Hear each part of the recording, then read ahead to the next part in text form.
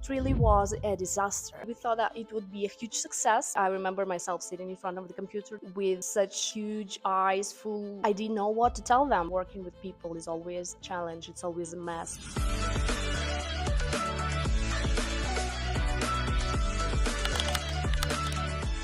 Hi everyone, this is Katia and welcome to my channel, Katia Be Kind, and today we are going to speak about our first collection, how we made it and why it was a complete failure. I assure you that it really was a disaster and I would never ever use this method again. By the way, I dried my hair today with the curly method, and this one I will not be using again as well because it seems to not be working on my hair as I imagined, so that is why I'm curly woman today. And by the way, I'm wearing the Mr. Onion sweater which I knitted myself in Argentina when we went to live there and we wanted to start our business in Latin America. So I found the lana, the yarns, and tried to make some samples. So this is one of them, and it actually entered my wardrobe. So I have a few items of my Mr. knitwear here because we always have a warm weather here in Mexico and it's not that much about sweaters. So but whatever, if you remember guys, I told you that the first item that I made for Mr. was a basic cardigan which I made myself, and afterwards I took the same yarn to produce the rom sweater which I gave as a gift to my future husband. After all of this, I started knitting these items, especially cardigans, because they were way much simpler than sweaters. I started to make them for my friends, and for example, I remember knitting cardigans for my friend Tanya, who had just given birth to a baby girl, Vasilisa, and I made a matching set with the two cardigans, one like regular for women and the other one like this tiny for month-old baby girl. It turned out so well that I thought that probably we should do matching sets, and that is how the idea of these matching sets was born. And probably it gave it predetermined this product line, which was not actually a product line because it was just a set of items. But anyway, we thought that it would be a huge success because these pair looks, like mother and daughter, a mom and a baby, they were extremely popular at that time. So we went to making these instructions for every kid's age. We started looking for knitters who would produce them for us, and I remember that we went to our local seller website, Avito, which is something like Etsy, where you can suggest your goods or services, where you can find for anyone that you need or anything that you need. So we went there and looked for knitters with experience, especially based like close to my home, to my parents' home, because that was the place where everything was based back then.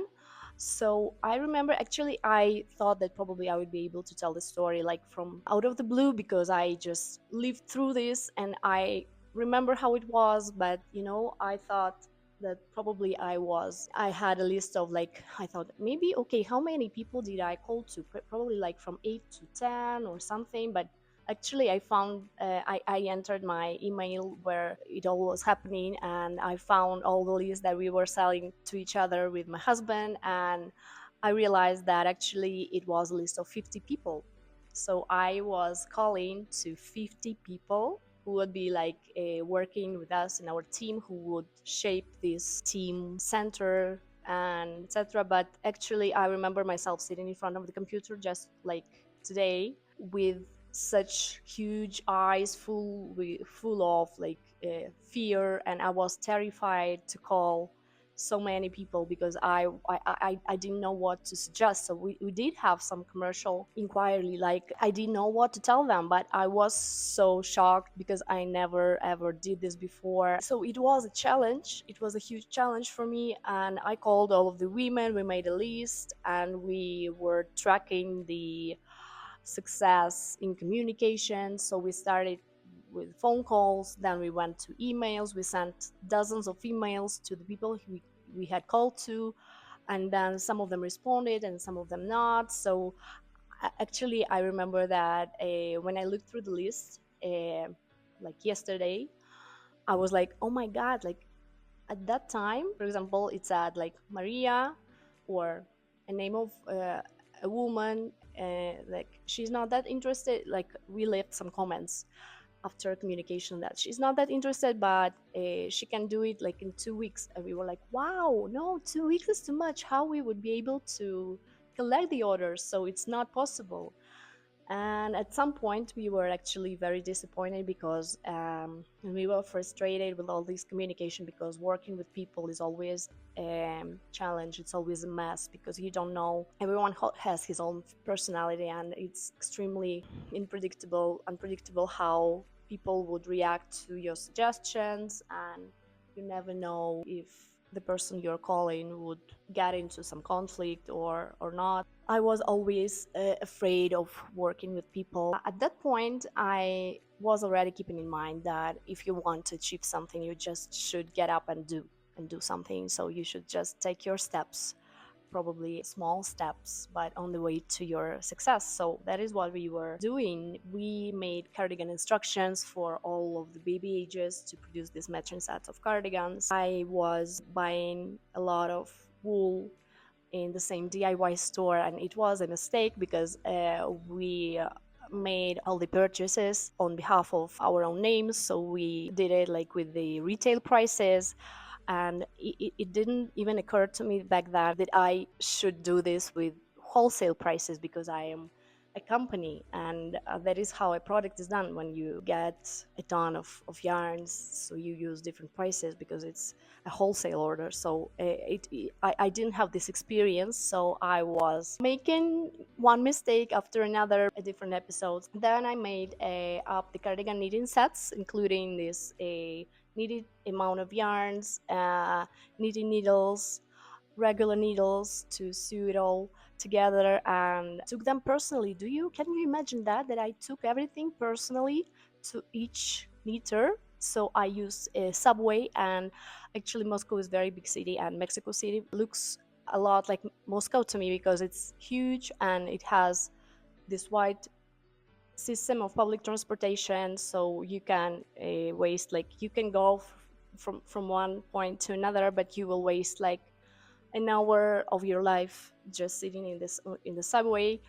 So that is what I was doing back then, and I know. So now I look like this at some points, because I feel embarrassed, and I think that it's a little bit of embarrassment to be talking about this today, because it's not about business. So but still it's a part of my experience, and I promise to be honest. So process was as follows: that I myself went to these women with the knitting sets, giving them out the yarns and the needles and the instructions, and they were collecting it all and started doing it. And afterwards, after finishing this work, they would write me an email, and if you get it right, that I would go myself using the subway again, wasting my time, but still going there and collecting the items.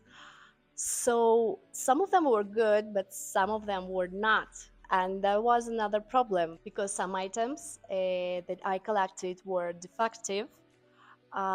They contain, for example, loose threads or construction flaws or something. And also, I had a choice if I would fix it myself, which was always easier, but it was not that correct in terms of work, or I would bring them back to this women using again this subway and wasting again like 30 minutes, 40 minutes, or more than an hour, depending on where she lived. Most of times I chose fixing it myself, and that was another mistake. At that time I realized that we needed some standards, and we started to make some guides on how to sew the parts together and how to finish the items, because it was extremely important, and we always were on the side of high quality. So we wanted our items to be extremely well done. And as I was not a professional knitwear designer, I made a lot of mistakes there as well, as you might imagine.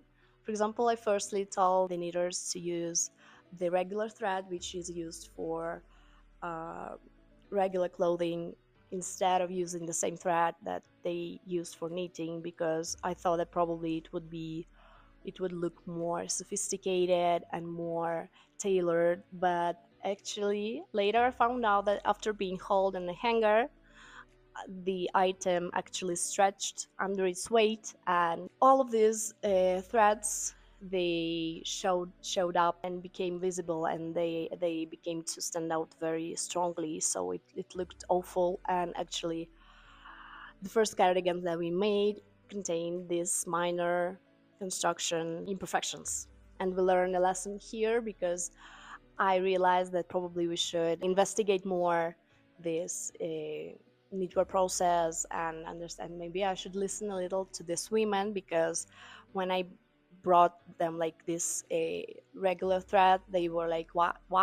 Why should I be using this? Because I have a 30 years knitting experience, and I have never used this thread here. So I was like, but we are a brand, we should have our standards. But it turned out that I was wrong. And you should be like, if you're smart enough, you should accept your mistakes and realize that some people might have some experience, and that you should listen to them in order to like get this experience, to gain these new skills and information and expertise. So this is what we were doing the first years of business. That is what we did with transportation. And that was not the only mistake that we made, because as my husband, he was into menswear and I was into knitwear, we were all the time discussing on how we can connect together and how we can actually get to the same point. And it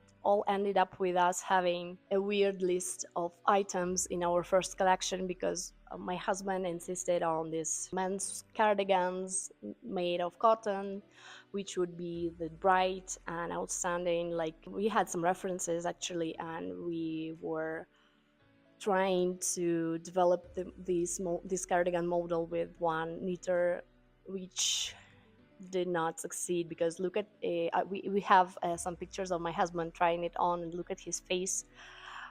He was actually not that satisfied with the results, so we crossed this out. But still, when we planned the first collection and the brand itself, we mentioned that we would start with women's cardigans, baby cardigans, men's cardigans, than men's trousers and women's skirts. So we needed to, because we were obviously we were worried about this possibility to build this total look.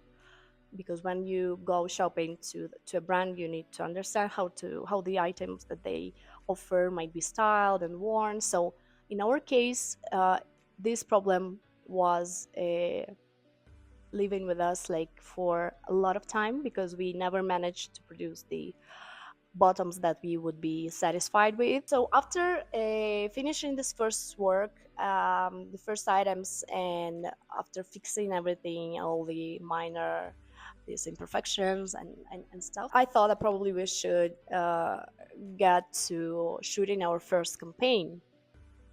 And as we had limited experience and limited budget, we invited my sister's daughter, because we thought that probably kids that like they attract more attention, and probably that kids, they are that sincere and they are so open, and that the pictures would be like just outstanding, and that they would be like stand out among all the editorials that were appearing that time. As I worked in Vogue magazine before that, I just had some experience in how to book a studio or something, and we invited our friend photographer who made some pictures for the brand. But actually the goods were not that clearly seen, and the this shooting was a complete failure for me now, because I understand that this is not the type of pictures that you should show your clients in order to sell your items, because nothing is clearly seen on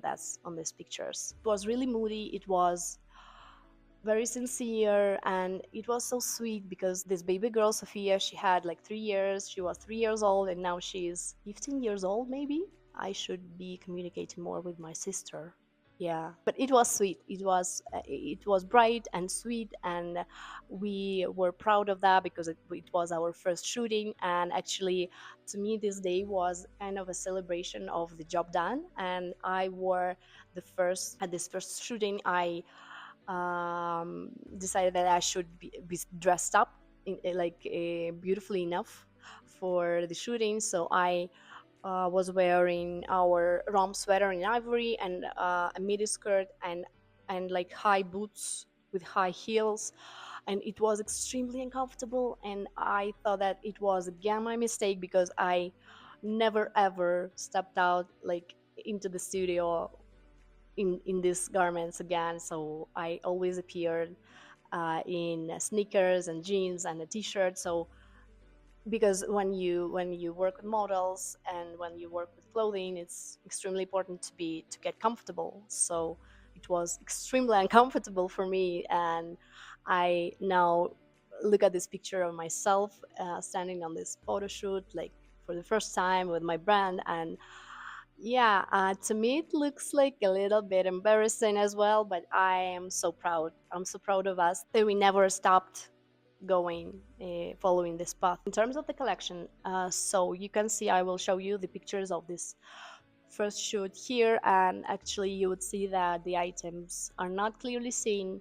They are not matching together. At the end they were only sweaters and cardigans, and even if we release the trousers for men and the skirts for women that we were thinking of, it wouldn't change the situation because it doesn't create a strong product line, and nor it makes a sense because later on I found out that a product line should consist of this and that there should be a hero product, that all the products should be matching together in order to create the consistent picture, the brand image and everything. So but we wanted to start as fast as possible, and I think that advocating ourselves, I would say that we have done a great job for the beginners, and we definitely need to remember that. And so if you are thinking about first shooting or something, just keep in mind that